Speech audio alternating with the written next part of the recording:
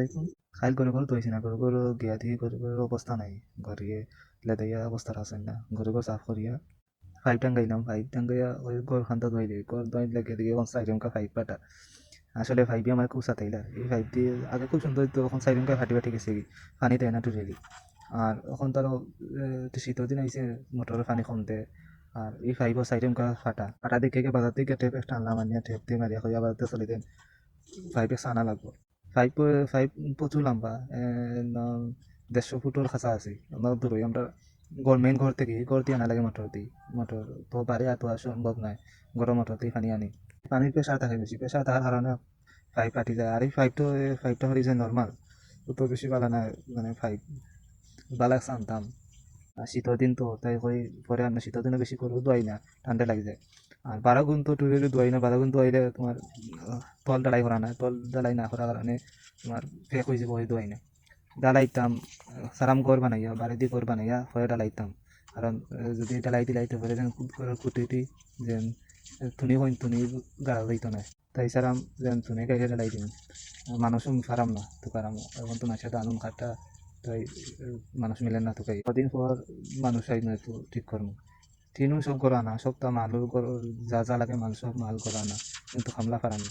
তারপর বহুত কষ্ট করি পানি লাই লাই আর ঘর বারাম, ওই মোটর দিয়া হয়েছে না, সম্ভব নয়, তাই ওই ঝাড়ু আনিয়ে ঝাড়ু দিই তনি, ঝাড়ু দিয়া আর লাই লাই পানি দিয়া ঘরের তল দিলাম।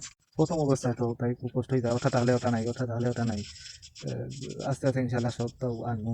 কিন্তু এখন তো প্রথম অবস্থা থাকায় তোমার সব কিছু ইয়ে মিলেন না, ওটা তাহলে ওটা তো নাই, যেমন গাছ কাটার মেশিন নাই, গাছ কাটার মেশিন কিনতে আমার কাছে খাইয়ে গেছে তাকে পুরান, তাইলে অবশ্যই আমার ইনবক্সও মেসেজ দিবা। আর আমার গরুর যে খালাটা আগে আবার আছে ইঞ্জেকশন দিছিলাম, মানে গাব লইছে না, তাই আবার আজকে আবার দেওয়া লাগছে, সকালে উঠিয়া রাত্রি রাত্রি করে ডাকে, সকালে ডাক্তারকে ফোন দিয়ে নিয়ে যাইছি। আর ইনো জোরটা দেখা পোলট্রিও গাভিন, আর বারের জীবন আছে, 2টা বাচ্চা দিছে প্রায় 3-4 মাস আগে, বাচ্চা লগে আছে। গাই দুইটা সাদা লাল গাই, এটা 2-3 মাসের ভিতরে মানে বাচ্চা লইব ইনশাল্লাহ।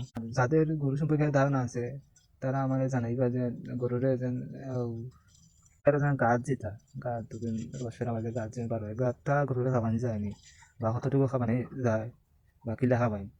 সকালে নেড়া আনি গেছি, তাই আর বিকালে যে নেড়া আনতাম না, সকালে গাছ নেড়া ওরা আনতে আসছি।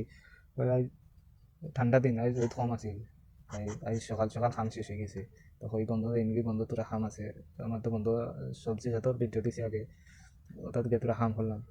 সব কিছুর উপরে আলহামদুলিল্লাহ কষ্ট হয় বলতে গরু ফেলা কষ্ট আছে, কিন্তু যদি নিজের ইচ্ছা থাকে ফেলার তাইলে মানে কষ্ট লাগে না তেমন। দিন শেষে মনে হয় যে আমি তো ইনশাআল্লাহ সামনে দিয়ে বড় হইমু, বা এটা লাভ হইব, বা সত্যি বড় হতে হইলেও গরু সামনে হইলে গরুর খান্দা তাইলে মানে এই কষ্টটা লাগে না, তারা খানি দিয়ে হলে বা তারা খান্দা থাকলে গরু ইয়া ঢুকলে আলাদা একটা ভালো লাগে।